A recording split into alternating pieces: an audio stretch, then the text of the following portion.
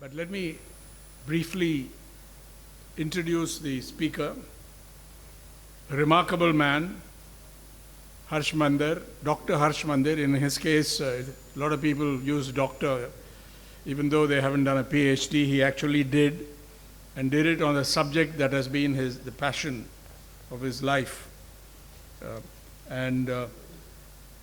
He's a human rights and peace worker, writer, newspaper columnist, researcher and teacher, and works in the field with survivors of mass violence, hunger, homeless persons and street children. His contributions have been many-sided. I won't go into the details. First, the books. The book that will be launched in Chennai today is titled Locking Down the Poor, the Pandemic and India's Moral Center, which will be closely related to what he'll be his lecture today.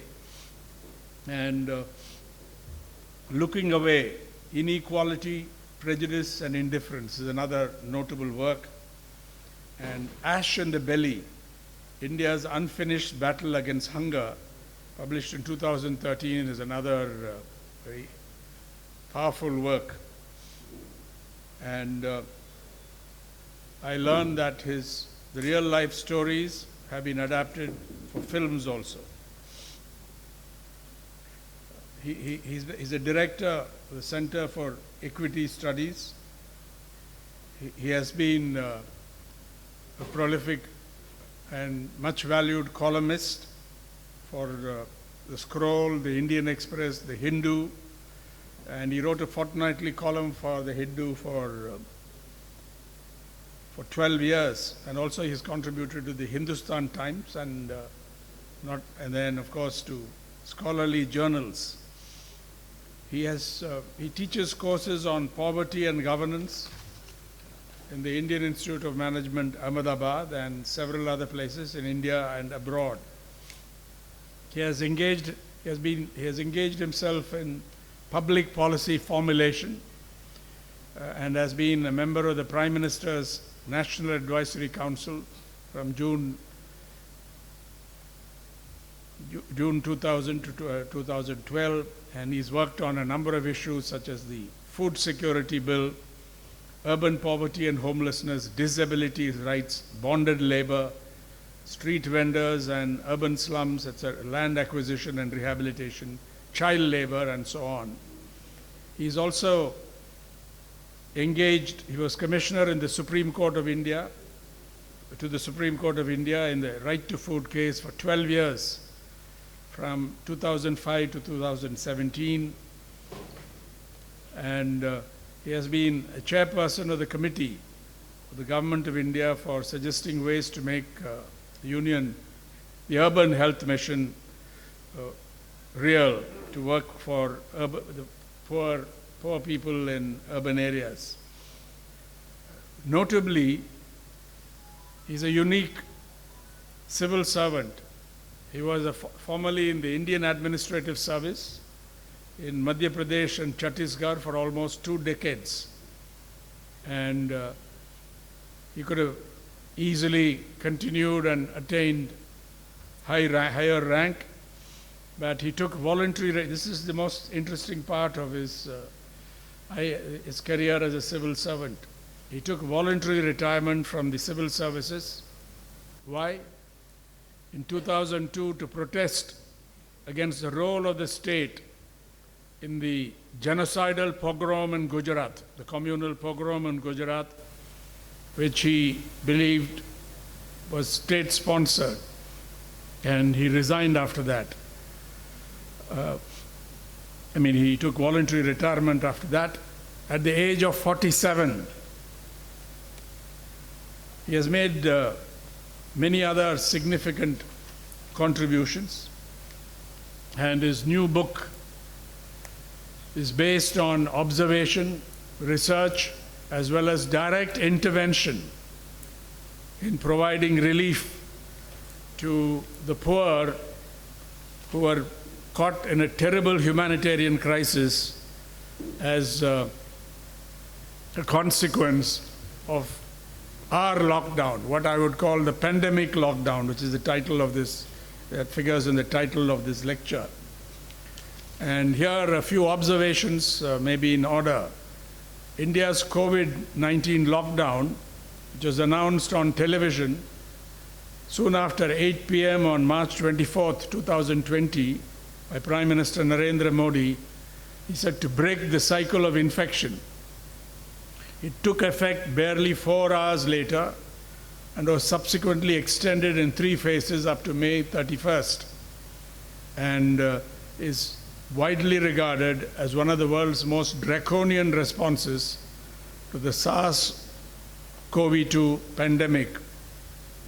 While ordering a 21-day total lockdown on a vast country with a population of at that time, 1.3 billion people, which meant that nobody outside the exempted categories could step out of their homes.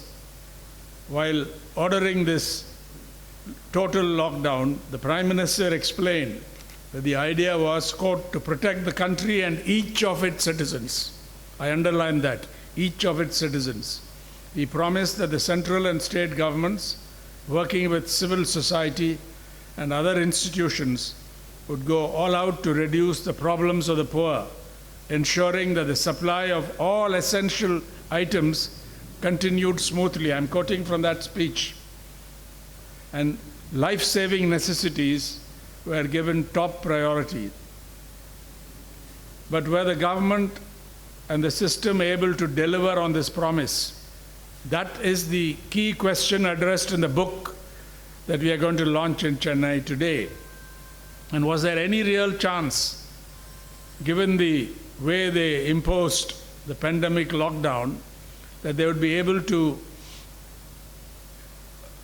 deliver on these promises, given the deadly combination of mass deprivations, policy insensitivity, and social indifference? Indifference figures as one of the themes in all the works of Dr. Mandir, and I think what happened to these promises is an important question. The pandemic lockdown, the difference it made to the spread of COVID-19, as well as its socio-economic impact, has generated a large literature of uneven quality, authenticity, and relevance. This literature comprises newspaper and television reports and analysis, field surveys by NGOs and other organizations, domestic and international, scholarly studies, so-called citizens' journalism on the social media, and of course material put out by the central and state governments, including information and data relating to COVID-19, the medical, administrative and other measures taken to halt its spread, and relief packages for the key economic sectors, which Mr. Dawood Mia Khan alluded to when he said some people benefited or profited from this, and of course for vulnerable sections of the population. While it seems true that India, along with a number of other developing countries in Asia, Africa, and Latin America, has so far suffered significantly less mortality directly traceable to COVID-19. This is arguable, but this is the general perception in the media and reported internationally also.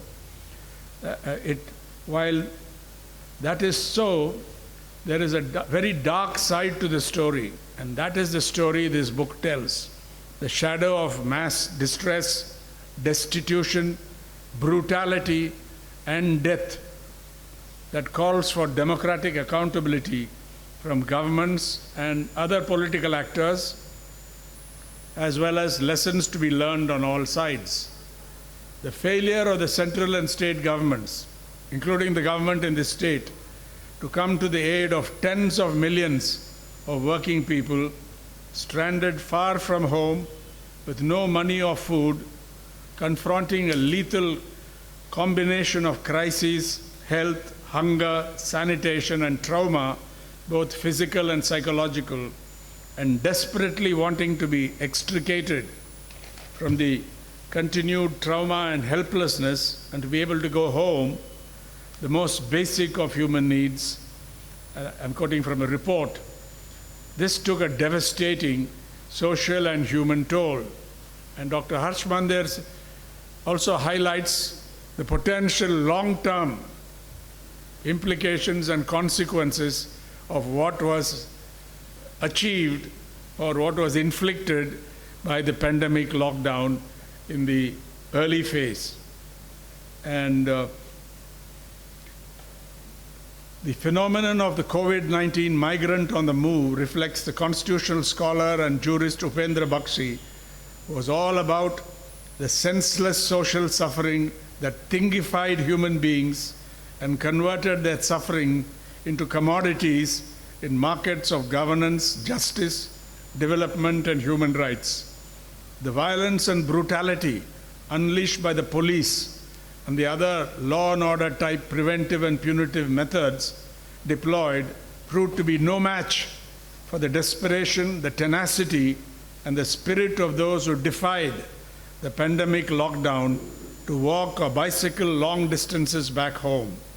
And Professor Bakshi draws our attention to an important truth that often eludes the understanding of those in authority, namely that these migrant workers, gambling with exhaustion, hunger, disease, fatigue, and even death in a new form of spontaneous mass civil disobedience that policymakers and political actors had completely failed to anticipate. And they demonstrated, in the words of Upendra Bakshi, that they were acting as, quote, individual moral actors rather than as an inert mass of moral patients. I won't go into further details how the mainstream or established press has moved away from any kind of focus on the plight of not just the migrant workers, but all sections of the poor that is covered by this book. Instead, they tried to divert people's attention on communal lines by targeting the Tablighi congregation and so on. Fortunately, some court judgments have clarified the situation and done some kind of justice to those who were maliciously targeted by communal forces. And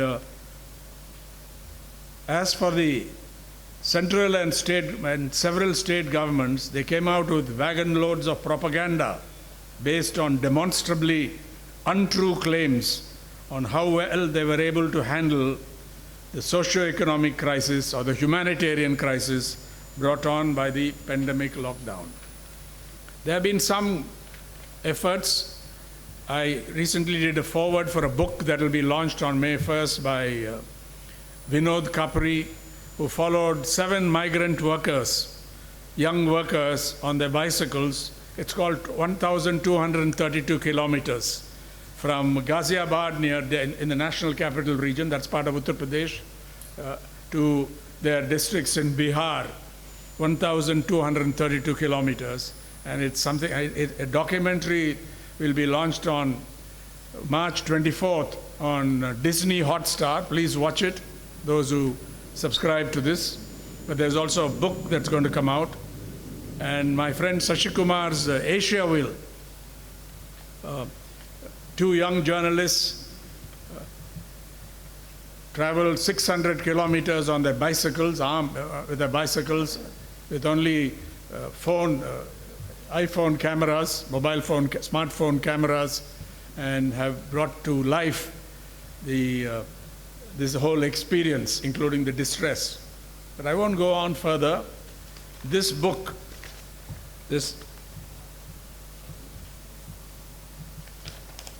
Locking Down the Poor, the Pandemic and India's Moral Center, is a comprehensive account of this great humanitarian crisis. I won't preempt what Dr. Mandir is going to say by even reading from, some of the giving you some of the highlights of this book.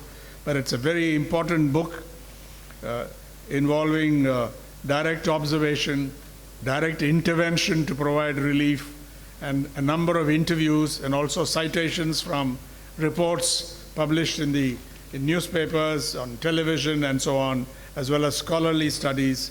So if somebody wants to get the measure of what the socio-economic impact of the pandemic lockdown, the humanitarian crisis, he has a very significant statement in that book that this was brought on by COVID-19, but was not created by it.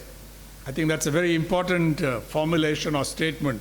Brought on by this pandemic, by COVID-19, but not created by it. That, I think, is quite a profound statement which can be reflected on and explored. So I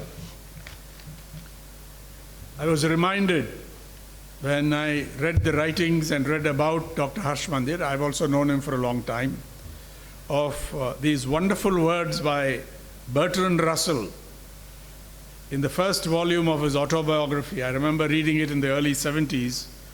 This book was published in 1967, and in the prologue, which is subtitled, "What I Have Lived For," Bertrand Russell, the great philosopher and the great humanitarian and the great fighter for justice,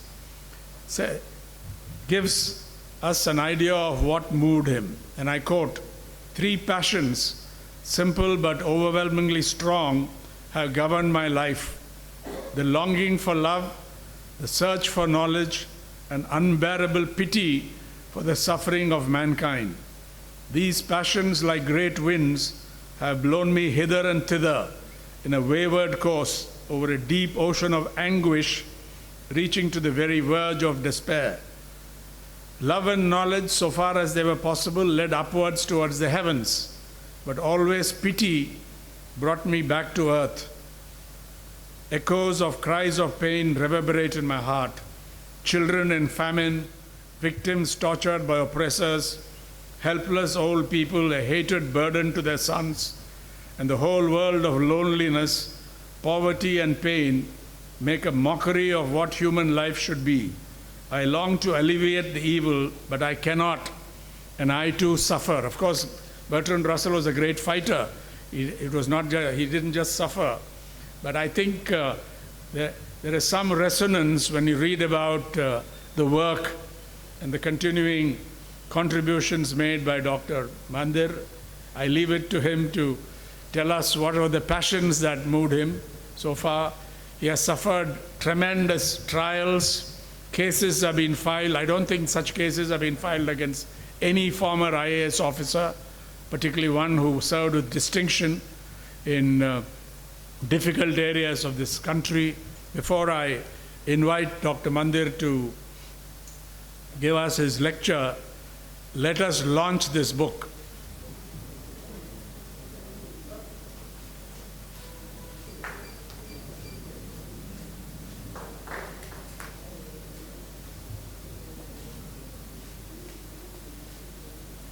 I know he's very relaxed.